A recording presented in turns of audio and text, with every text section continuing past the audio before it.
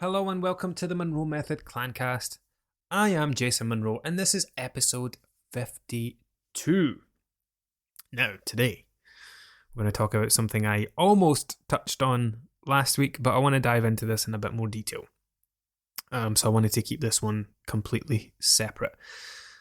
It's something that comes up a lot with the people I work with, and it's about how grazing leads to overeating. Do you know, it's not really grazing that's the problem, right? Grazing is what happens as a result of another problem, a lack of meals or meal prep or meal planning.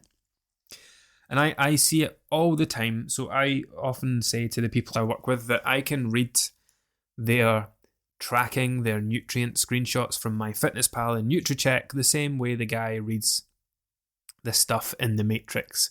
And when I start to see certain balances of nutrition, so for example, let's say someone's doing fine and their tracking's great and their check-ins are great and the progress is moving great. And then we have a couple of weeks where their protein drops by 30 or 40 grams a day. Their fiber drops by 10 grams a day. As a result of that, their fats increase, their carbs increase, their sugars increase, and overall, their calories increase. And I'll go into their check-in, I'll come down, and it'll be like, their hunger levels have always been like a 4 or 5, and the midpoint ready for each meal. Now they're up at a 7 or an 8 or a 9. And I can tell just by looking at that person has started to neglect meal times and started to neglect meals, and they're opting more for quick, convenient in-between options. And then I'll go and read their check-in, and they'll often, like I did the one just yesterday where someone said, what was it? What was the words that she used? I've been snacking quite a lot. That's all it was, yeah. I've been snacking quite a lot, excuse me. I've been snacking quite a lot this fortnight. And, I could already tell from looking at our screenshots. And it's just such a great example because, I can see all of that happening. And that's one of the great things about check-ins, because the way that we do check-ins,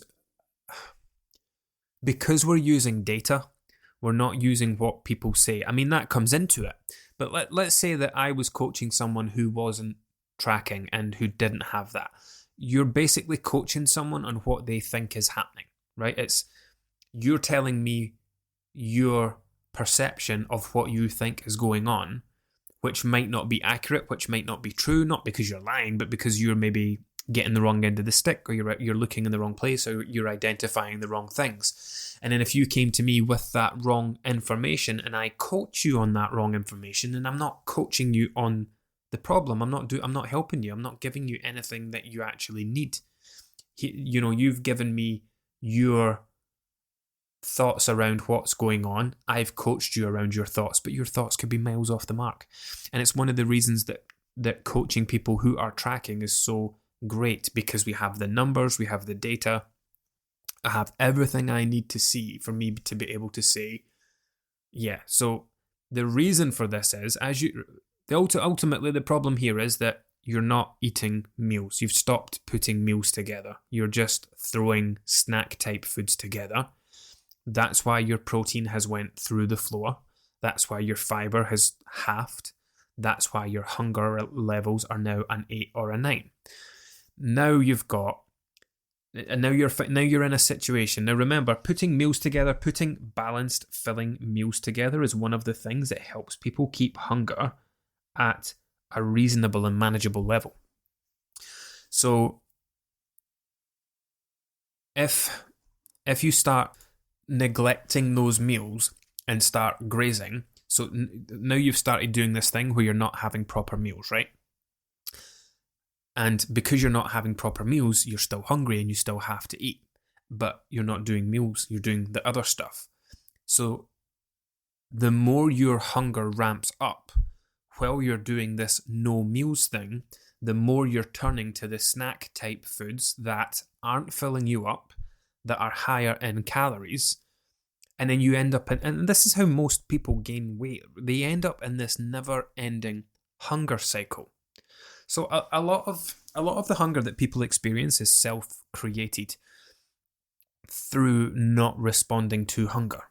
So there's a difference between eating to fill a hole there and then and eating to fill a hole in the long term, right? It's the difference between making an investment in future hunger or just trying to get rid of the hunger you're experiencing there and then. So if you feel hungry right now, you could go and eat 3 packets of crisps, and that might make it go away a little bit for 30 minutes, 45 minutes, something like that, and then you're hungry again. So you've now spent 600 calories, depending on the crisps. Let's say it's a reasonable packet of crisps. You've just spent 400 calories on filling your stomach for 45 minutes. And now you're hungry again, and because you don't eat meals, you're going to eat more of the same snacky type stuff. So you have another 400 calories and fill the hole for another 45 minutes or an hour. Do you see what I mean? This is how grazing works. You graze on higher calorie foods that are low in filling power, that do not fill you up for any length of time, and the sooner you're hungry, the sooner you start eating those unhelpful foods again. Now, snacking is fine. Snacking can absolutely be part of a healthy, balanced diet, but when snacking is all you are doing, then you're creating the opposite of a healthy, balanced diet. You're creating, I'm not going to say an unhealthy diet, but you're certainly creating an imbalanced diet. And it's that lack of balance that drives the high level of hunger. The high level of hunger drives the overconsumption. And remember, this does not mean that you're eating till you're stuffed. This doesn't mean that you're eating when you're not hungry or anything like that. It is quite literally you're consuming a low quality diet that lacks filling power. It's not filling you up for any length of time. The hunger comes back again, and then you eat something again. Like when you think about it, you're not doing anything wrong. You're eating when you're hungry and you're stopping when you're full. The problem is the types of foods you're eating is speeding up that process. So, like I said, you could eat 3 packets of crisps at 400 calories and be hungry 45 minutes later. Or you could have a 400 calorie breakfast and that could take you through to lunchtime. The difference is going to be in the quality of the calories and the quality of the diet. If you have a 400 calorie breakfast that is rich in protein, that is rich in fibers, a fiber source that actually fills you up let's say you have a bowl of bran flakes and banana off the top of my head, and that fills you up at the time, but it also keeps you going for the next 3 hours. Let's say you have that at 9 o'clock at work, at your desk, whatever. You have that at 9 o'clock, and then you get on with your work, and you don't feel hungry for the next 3 hours until lunchtime comes around. So 400 calories on a breakfast that saw you from one meal to another versus 400 calories on 3. I don't know why I've picked 3 packets of crisps. I don't know. 400, I'm sure plenty of people eat 3 packets of crisps in a go. It's easily done. Versus 400 calories and 3 packets of crisps. Hungry 45 minutes later. Then you're on to the next thing. Then you're on to the next thing. Oh, I'll just have a biscuit. Oh, I'll just have this. Oh, I'll just have that. Oh, now it's lunchtime, but I'm not really hungry because I just ate all those snacks. I know, I'll not have a lunch and I'll just try to go until dinner. And then you skip the lunch and an hour later you're hungry and you start grazing in the afternoon. And this is how it can work. That's another great example actually, where people will be very conscious of the calories that they've had while grazing. So you don't have breakfast because you're not hungry in the morning. And I kind of spoke about this last time. But you don't have breakfast because you're kind of hungry. You're not hungry in the morning. But by mid-morning you are. So you have those few biscuits in the staff room while you're making a cup of tea. And then you go back for a couple more because you're still hungry. And then you go to the vending machine and get a packet of crisps and a dairy milk bar. And then lunchtime comes and you're a little bit hungry, but you're very aware that you've just had like 700 or 800 calories, in the last few hours. You probably shouldn't have a lunch just to try and balance things out a bit. But by 2 o'clock in the afternoon, you're ravenous. So you go back to where the biscuits are and then you go to the vending machine again or whatever. You will all have your own individual opportunities in your own workplaces or at home or whatever it is that you're doing that you can apply this same kind of framework to. And then you come home and have dinner. And it's the different, if you think about, if someone doesn't have, let's say you need 2,000 calories a day, that could easily be, what could that be? 300 calorie breakfast, a 400 calorie lunch, an 800 calorie dinner. What does that take us to? 1,600 calories, and then fucking whatever, 400 calories on a bar of chocolate and some ice cream or a snack in between during the day, right? That's a decent day of eating. And you've had a bit of everything. You've had your chocolate fix, you've had stuff that you enjoy, and that's it. 2,000 calories, maintaining your weight, 3 meals, couple of snacks, and a dessert. Brilliant. Or you need 2,000 calories in a day. You skip breakfast. You have 700 calories between breakfast and lunch. You have, I don't know, the same again between lunch and dinner. Sometimes people will do the snacking and have the meal anyway. Sometimes, and then you get home and you're ravenous and you're making your dinner and you eat something before dinner. Then you have your 800 calorie dinner, and then at night time your partner's sitting having something in front of the TV while you're watching it and you want it as well, and you end up on 2,300 or 2,500 calories for the day. So you're still getting through the day, you're still eating, but you're coming out having had more calories than you need. And the only difference is, and this is the way I like to think of this, right? You are going to eat every single day. When I talk about this, I'll give you the example I use with tracking. So when I talk to people, when I'm doing the check-ins, and I ask them, are you tracking in advance, as you go, or at the end of the day? Now that third one is the most awful way to track, but I put it in there intentionally because I want people to tell me. Because if you are getting to the end of the day and having to play the guessing game and the memory game, and what did I have to eat for breakfast? What did I have to eat for lunch? Okay, how much of that did I have to eat? You're just working on pure guesswork and memory, and that's when your tracking gets super inaccurate. But they're still checking in with 2 weeks of tracking, and this is the difference. So even if you track as you go, if you're going to spend 10 to 15 minutes every single day tracking, does it not make sense to do that at the time when it will benefit you the most? So instead of sitting at 9 o'clock at night and spending that 10, 15 minutes trying to remember everything that you've had, and that being a super inaccurate way of doing and not a true reflection, and then you end up with all this like false tracking that shows you're in a deficit but you're not losing weight because you're consuming more calories than you can remember. Does it not make sense to take that same amount of time and move it either to the start of the day, so you're planning your day out in advance and you're tracking it in advance, or even spending those few minutes as you go at breakfast and lunch and dinner just plugging in what you're having? The amount of time spent is the same, but the result that you get from not doing the at the end of the day one, the results are far better. And it's the same with eating. You are going to eat every single day. Most people are going to have a breakfast, lunch, and dinner every single day. Does it not make sense then to take something that you are already doing and do it properly, or do it a bit better so that it leads to a better outcome? People go on about not having time. Oh, I don't have time to eat healthy. I don't have time to do this. I don't have time to do that. Well, you're going to eat. It's already predetermined that you are going to spend, I don't know, an hour a day eating. Say, I don't know how long. Maybe I should time myself having breakfast, lunch, and dinner and see how long I actually spend eating. But, if you are going to spend an hour a day eating every single day, that time is already allocated. It's already predetermined. It's already decided. Does it not make sense to do it properly and have it lead to a positive outcome than to use the same amount of time and do it in an unhelpful way and have it lead to a negative outcome?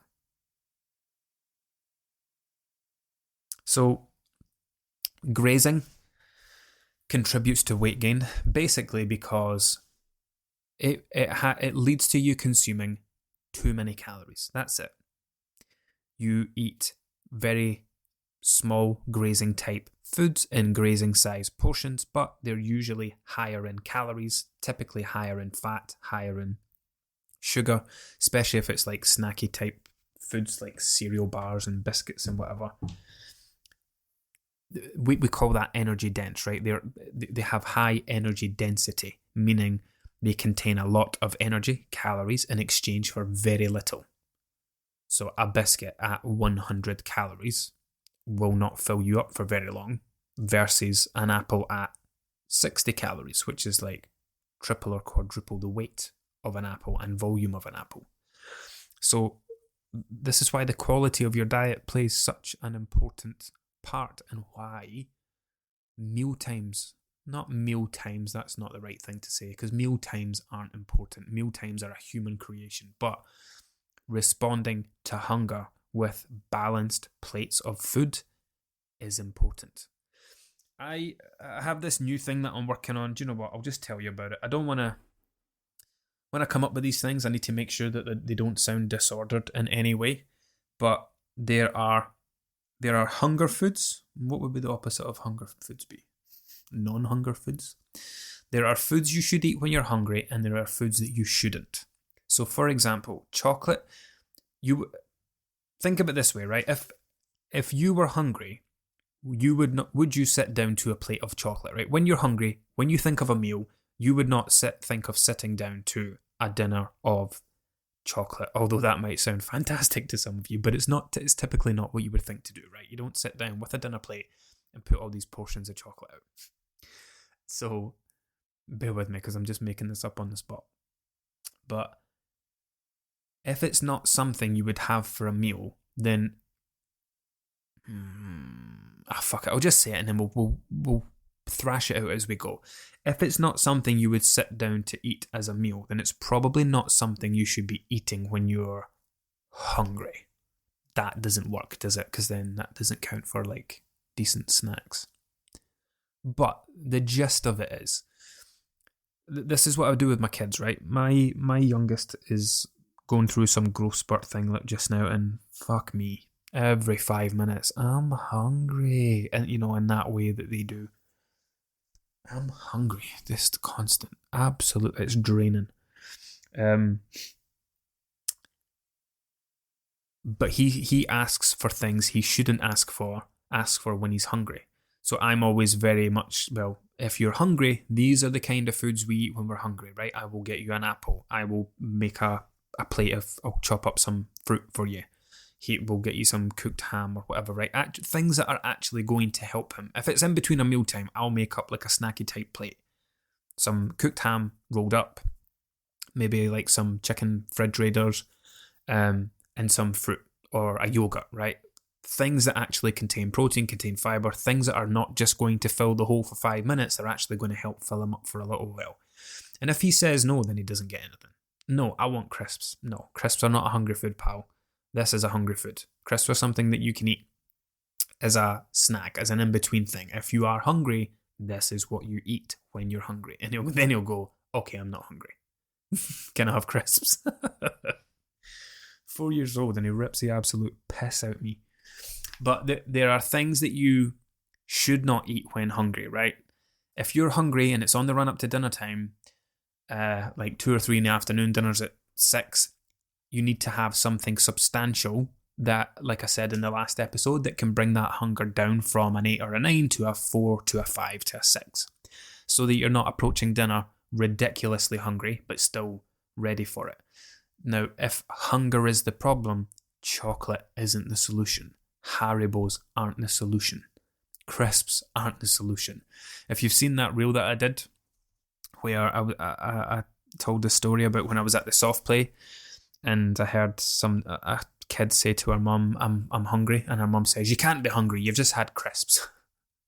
As if crisps are a fucking 3-course meal. And while I was telling the story, I took a packet of my son's Palm Bears out the cupboard, and I got a rolling pin. I crushed them down in a bowl to nothing, and I managed to fit them into half an egg cup. Half an egg cup. Honestly, if I had a thimble, I could have probably fit them into a thimble. And then I put it out, and it was just like this little half an egg cup sandcastle of crushed pom bears. That, and I was like, look, this is not a snack. And if it's not a snack, it's not a meal. So, yeah, went way off topic with this. But grazing ultimately leads to you putting food in your stomach that doesn't take up much space, that doesn't fill it for very long, but it's high in calories. Its filling power runs out very quickly, and as soon as it does, you're hungry again. So frequent hunger leading to frequent eating of more snack type foods, because the problem is that you're not putting meals together, or as many meals as you should, or eating as regularly as you should be. So yeah, there are people who love grazing. They love going through the day grazing. They like to just snack on little things here and there, but at the same time, they also don't like being overweight.